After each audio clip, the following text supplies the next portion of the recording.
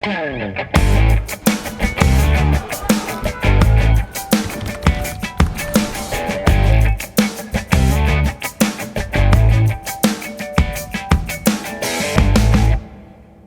programa de hoje, vamos conversar com um cidadão de Petrolina, hoje padre salesiano, diretor do Colégio Salesiano São José e Dom Bosco, no Rio Grande do Norte.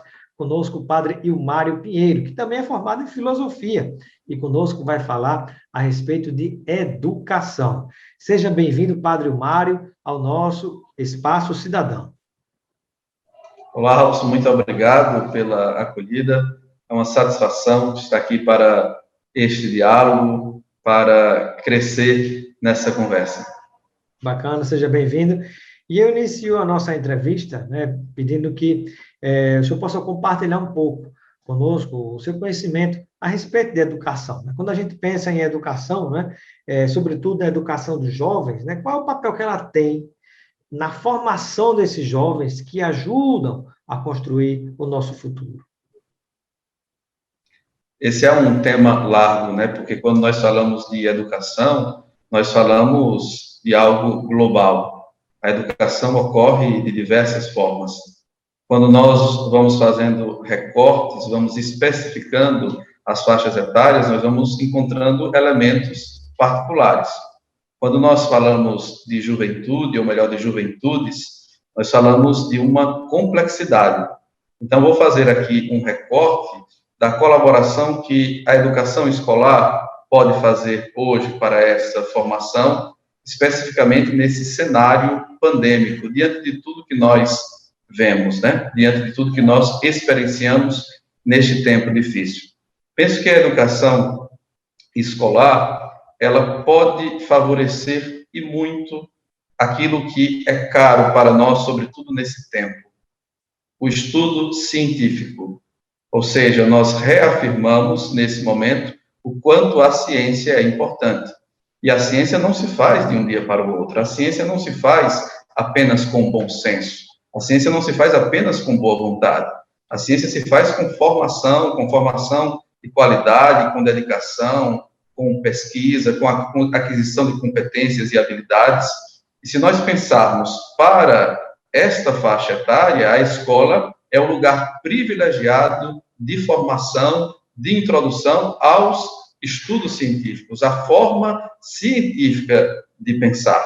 Porque nós podemos e temos muitas diferenças, mas quando nós nos voltamos para o método científico, quando nós olhamos para as comunidades científicas, como elas funcionam, quais são os seus processos, nós temos condições de suspender por um instante as nossas subjetividades e pensar coletivamente o que é melhor para nós.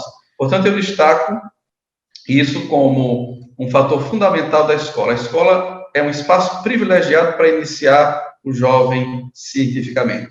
Sem dúvida, né? E é uma das formas mais importantes de combater o achismo, né? Acho que a ciência é o contrário do achismo, infelizmente, tão presente, tão crescente nos tempos em que a gente vive hoje, já porque eu acho que isso é assim, eu posso fazer tal coisa. Não é assim, né? Tem que privilegiar os estudos aprofundados, as pesquisas, né? A própria ciência, tudo que a gente estuda, né? A gente está aqui em cima de um prédio, ele não foi construído porque eu acho que tem que ser assim.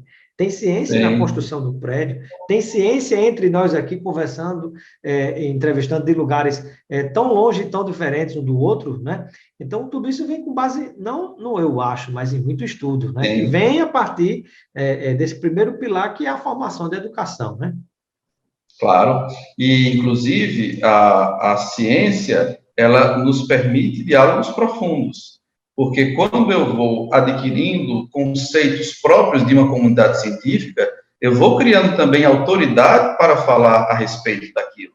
O fato é que hoje nós temos muitos canais abertos de comunicação e muitas pessoas que acabam falando de temas para os quais elas não estão autorizadas, não porque haja uma autorização formal, mas porque essa autorização se dá na conquista desses componentes conceituais, entre outros, adquiridos pela inserção em comunidades científicas mais específicas. E se nós conseguirmos oferecer isso aos jovens, às crianças, já nesta etapa de vida, eles vão chegar bem mais amadurecidos em outros estágios e vão amadurecer também humanamente, espiritualmente, vão aprender a conviver com as diferenças e vão, inclusive, usar essas diferenças como um fator positivo para a nossa colaboração mútua, porque isso nos enriquece.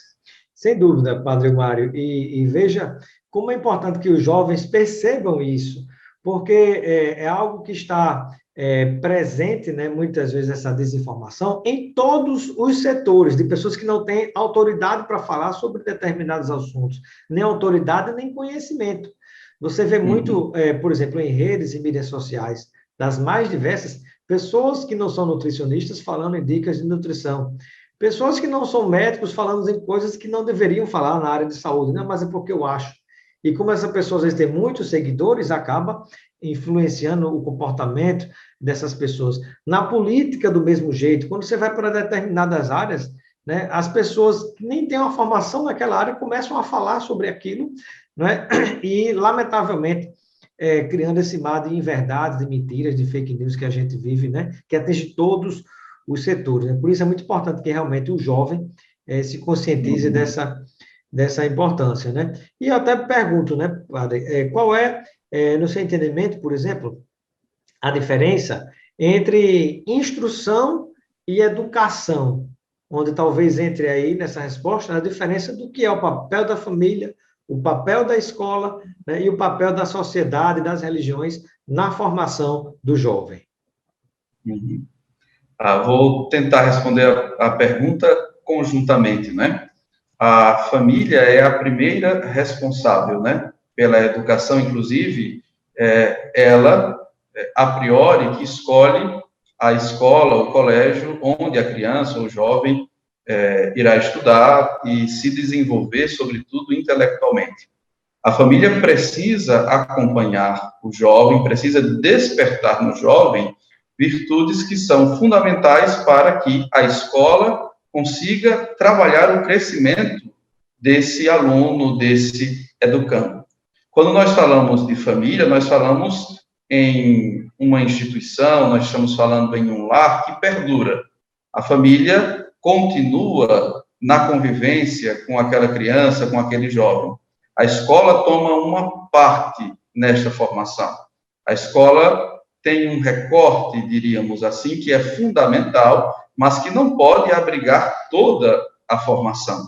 Então, nós poderíamos pensar assim, que a escola tem atributos específicos pela sua missão, pelos seus valores, pela responsabilidade de cumprir as determinações da educação para o país, e a família abrange a criança, o jovem, no contexto mais amplo.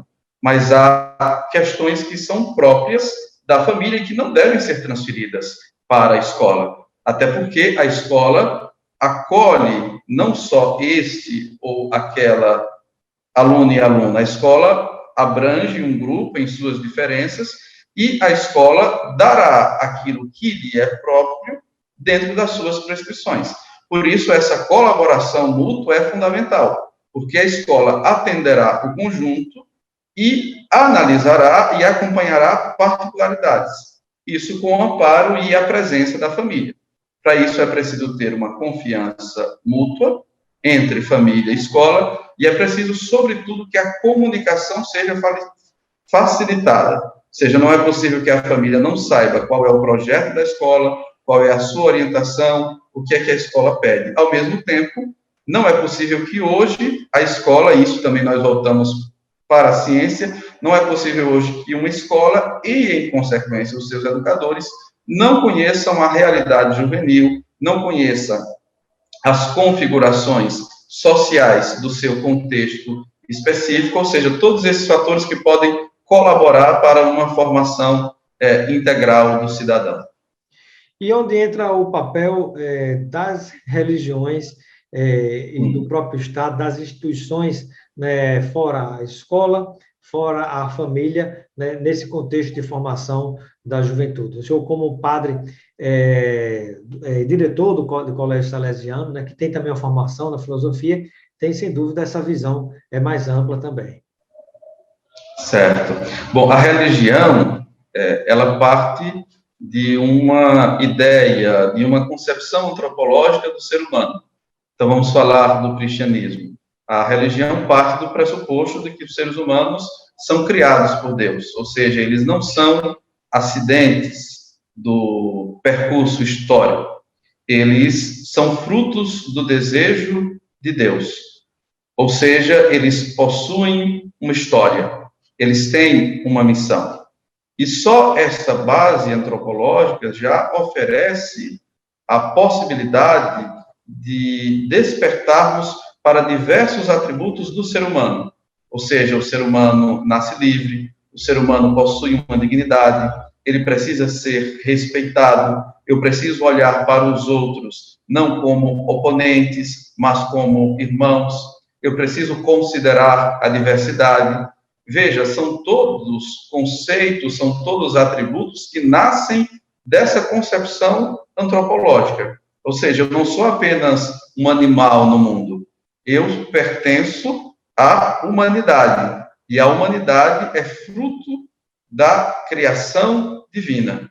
Então, se eu acredito, se eu tenho fé, eu não posso, no meu dia a dia, eu não posso, no meu cotidiano, conviver ou admitir valores que contradizem isso. Ou seja, eu acredito em Deus, eu sou religioso, mas, ao mesmo tempo, eu defendo práticas, violências contra grupos que não pensam como eu penso. Então, eu acho que um dos papéis fundamentais hoje da religião para os jovens é isso, é dizer, olha, nós somos frutos da criação divina, por isso, no nosso fundamento está o pressuposto de que nós somos criados como irmãos e nós não podemos alimentar em diversos âmbitos, seja em realidade macro ou micro, situações que venham a ferir a nossa dignidade. Ou seja, é um sentimento cristão, na verdade. O próprio Cristo veio para reunir e não dividir, veio para acolher a todos, né, das suas diferentes formas de existência, né, com todos os seus conjuntos de pecados possíveis e imagináveis, veio para acolher a todos, né, como seus filhos iguais e igualmente devem ser respeitados também. Padre Mário, e qual é o diferencial da educação salesiana que você pode compartilhar conosco nesse contexto, nesse cenário de educação? Certo. Nisso eu falo como padre salesiano, mas falo igualmente como você, Robson, como ex-aluno. Eu sou ex-aluno salesiano da minha cidade de Petrolina. Estudei por 11 anos no Colégio Salesiano, Nossa Senhora Auxiliadora. O diferencial da educação salesiana é a formação integral, que se traduz numa presença propositiva, ou seja, o educador está junto para propor ao aluno a realização do seu projeto de vida, que engloba diversos atributos, diversos fatores, a formação intelectual, a formação espiritual, a convivência pacífica, o desenvolvimento de competências e habilidades, porque quando Dom Bosco iniciou a sua atividade educativa, o contexto era diverso, era preocupante, ele pensou que ele precisava oferecer àqueles jovens uma razão de viver. Ou seja, enquanto eles não acreditassem na importância da vida, enquanto eles não tivessem um olhar positivo sobre a vida, seria difícil ensinar algo mais. Seria difícil pretender que eles quisessem para a vida a realização dos dons que eles possuíam. Por isso, a educação salesiana se traduz no sistema preventivo de Dom Bosco. Quer dizer, vamos prevenir para que os jovens não precisem conviver com experiências que sejam marcantemente dolorosas e que impeçam o desenvolvimento saudável de suas aptidões, que impeça o desenvolvimento de suas habilidades e seus dons.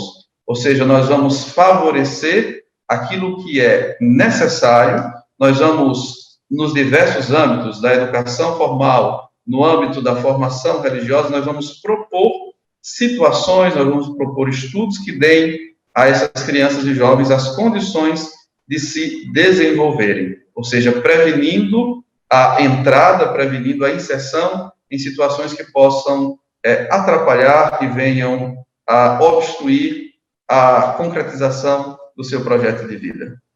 E, neste caso, o contexto de educação nas escolas salesianas, Padre Mário, é mais um contexto que tenta apontar aos jovens um caminho mais da colaboração, da cooperação ou da competição? Sem dúvida, da colaboração.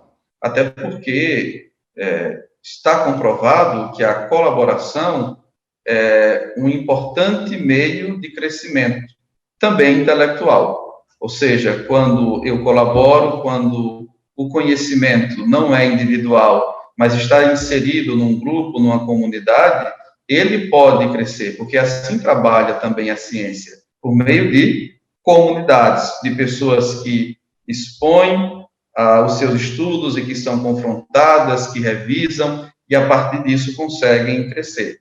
É claro que os alunos salesianos são motivados para aquilo que não pode ser negado. Eles precisarão competir para aquilo que eles pretendem na formação acadêmica.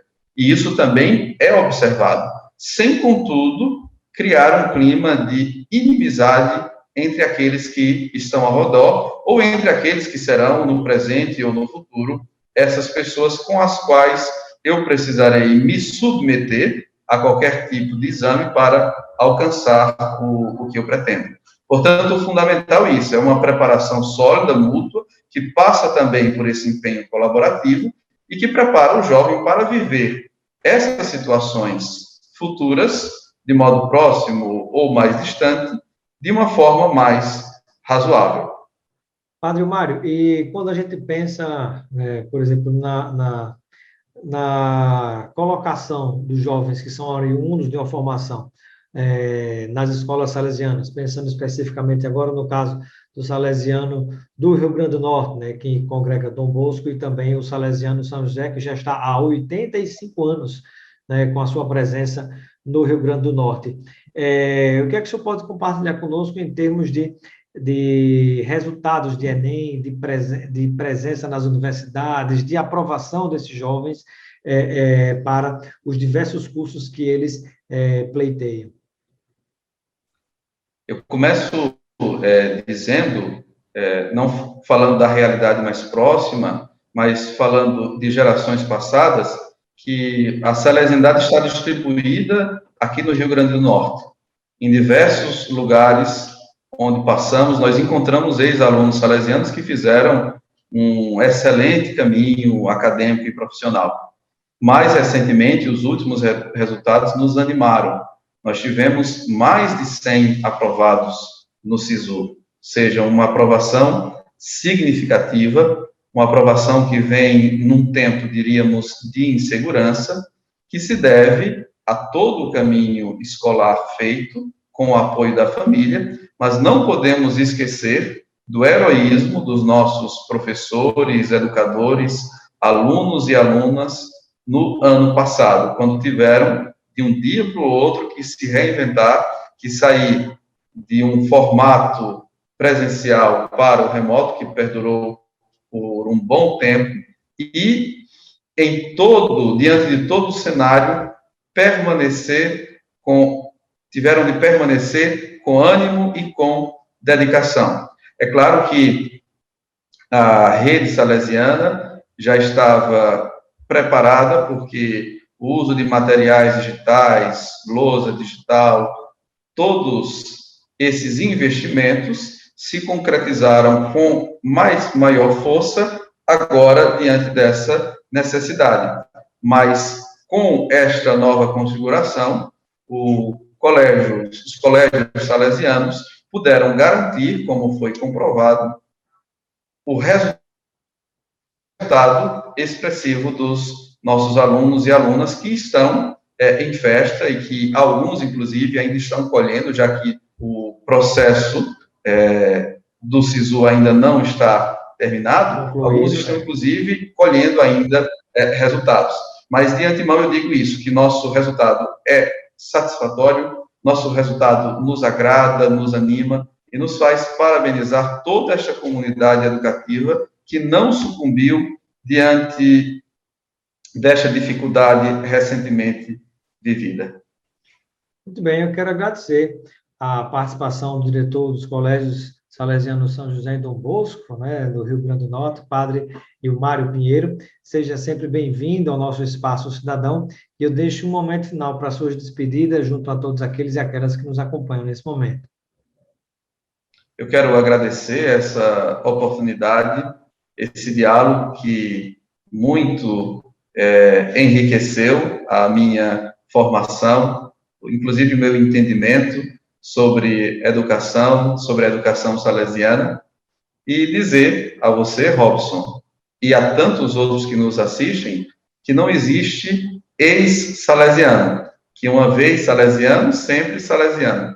Portanto, você e tantos outros ex-alunos, ex-alunas são sempre bem-vindos, porque Dom Bosco quis sempre que o colégio fosse a nossa casa, porque nele nós devíamos nos sentir em família.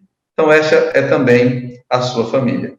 Muito obrigado, Deus abençoe a todos, eu espero reencontrá-lo em breve. Amém, um grande abraço, em breve estaremos aí no Salesiano.